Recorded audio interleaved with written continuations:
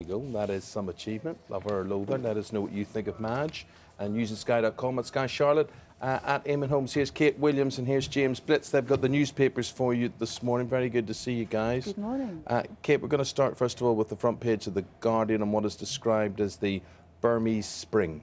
Yes, fabulous story here. Hopes of a fresh start, as The Guardian says, as Aung San Suu Kyi, her party, it looks like she has won a position in Parliament, and this could be the beginning of her actually coming into power. I mean, it's incredible. It seems as if she's won 90% of the vote. So, I mean, I'm just going to get some pictures coming in here from Ryan Gunn. These are the latest pictures. This is her, I suppose, basking in the attention of her supporters.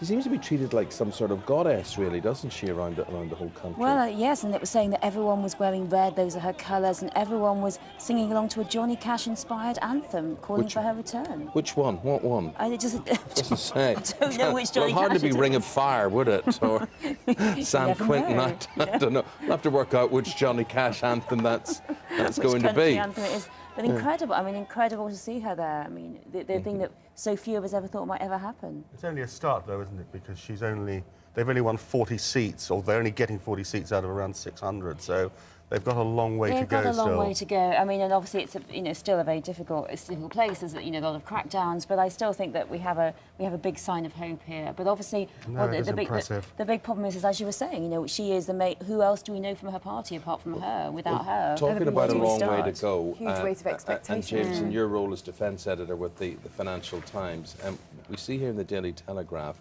And this lady's called Sarah Jones. Sarah Jones is the widow of Lieutenant Colonel H. Jones, who was killed during the Falklands invasion at Goose Green. At Goose Green, that's right. So he was one of the big heroes of the whole campaign. And what have we still got to do there? 30 years on, it's far from settled. It is far from settled, and this is a moment to reflect, because today is the 30th anniversary of the invasion. There's no way, I think, the Argentinians are going to invade the island. A lot of people still talk about that, but their military capability is very, very low. The risk we have, I think, is that the Argentinians will put economic pressure on the island, potentially through a blockade, diplomatic pressure embarrassing us.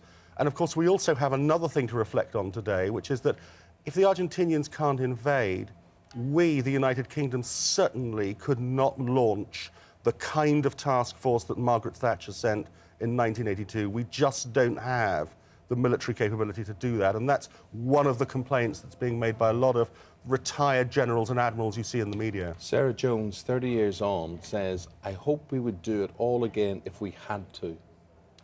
I think when you hear that, and for people who remember the Falklands well, she was such a widely discussed person at the time as the widow of Colonel Jones, and one has to listen to that.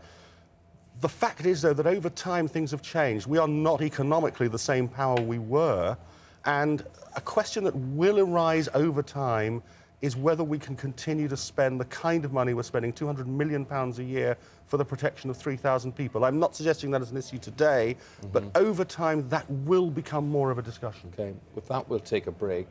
Some of the items we hope to be talking about. Will Big Brother be looking in your postbox? And the cost of the Olympics, especially if you plan on staying in London.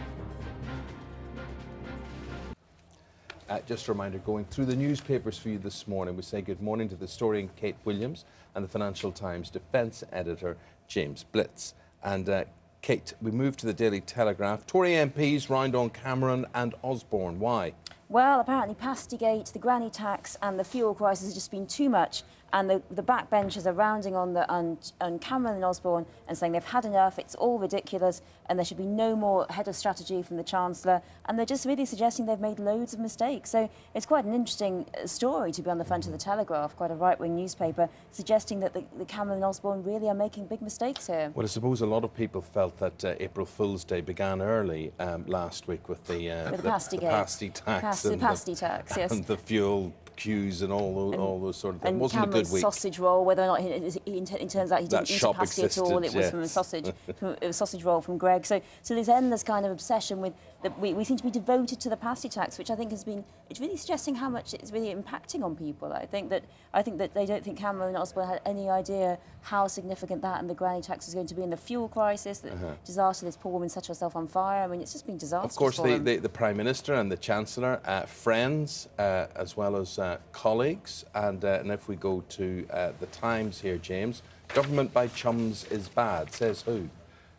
Says Norman Tebbit. On the 30th anniversary of the Falklands, we've got another figure from the 1980s who has come out and started criticising the government. And of course, Norman Tebbit is very much a figure from the working class side of the Tory party. That's how he would describe himself. And here in the Times, what he is basically saying is that Cameron and Osborne are very much from the sort of somewhat better heeled side, if you like, and that they haven't really got rid of this image that has haunted them with the public, that that they don't understand public concerns. I mean, I think I'm not sure Norman Tebbit will worry the Conservative leadership that much. What is worrying for them, I think, is what Kate was talking about a moment ago, which is that newspapers like the Daily Telegraph and the Daily Mail, which are real important parts of the Conservative media stable, are being really critical of the government at the moment, have been ever since the budget. And that is something that they will want to turn around, I think, in the next few weeks, because that's painful for them. I think the pasties and the grannies seem to be uniting everyone, from the Independent right through to the Mail, as a bad thing. Yeah, but that's, I suppose, if you look and you see it as a totally conservative government, which of course it's not. It's a coalition government. Yes, and I think the fact that they are in coalition is one of the reasons why the budget 10 days, 2 weeks ago, turned out to be a bit of a mess with so much leaked beforehand and only the really painful stuff coming out on the day. I don't know to what extent this is a big crisis for David Cameron. I mean, in many ways, the substance of this is a bit thin about how you need to switch advisors around and all the rest of it. If there's another crisis, that could change things very quickly. Anyway. Let's have a look at the front page. This is on a couple of newspapers. You've chosen the Eye here. Big Brother will be watching and listening and monitoring to your Skype, to your emails, to your phone mail, all the sorts of things that most newspapers do anyway. Yes, well, there's yes, indeed. Well, civil liberties groups are comparing Britain to China and Iran because we've got the level of surveillance over our tweets, over our Facebook, over our Skype. Apparently not the content, but who we're phoning is going to be completely covered now. We can't escape Big Brother. I think it's a Commercial companies know this stuff, though, anyway, don't they? But it's not. They don't have to share it for governmental purposes. And they say this is just for national security. But how far can this go? I mean, can we start exploring people? All sorts of things people do. Yeah. Let's just think about the Facebook riots. There's poor people who said, let's go and have a riot on Facebook and didn't even go and got put into prison. Is this going to be the same? It's outrageous.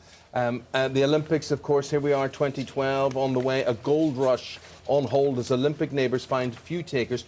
£4,000 a week rentals, and these are the sort of houses we're talking about pictured below here in The Guardian. Yes, I love this story. For those of us that live in London and are hoping to cash in on the Olympics, I certainly am not, but this idea that people living in East London they have a couple here who are willing or want to rent out their house, their flat, for £3,000 a week. And they've decided very generously to drop it to £2,500 a week to try and see if they can get buyers, but they're not able to. But I think people have gone a bit mad, actually, to be honest, over the Olympics. I mean, this idea apparently, I think there'd be more people leaving London than actually coming to London if a general talk is to be believed. Exactly. I think that's why the market's so unfavourable to them. Too many brown decor, that's what it's saying. If your decor is brown, no chance. It is strange, this big attraction taking visitors from all over the world, and yet so many people intend to get out of London and stay out of London because of the problems they see all of this causing. We just finished on the weather situation.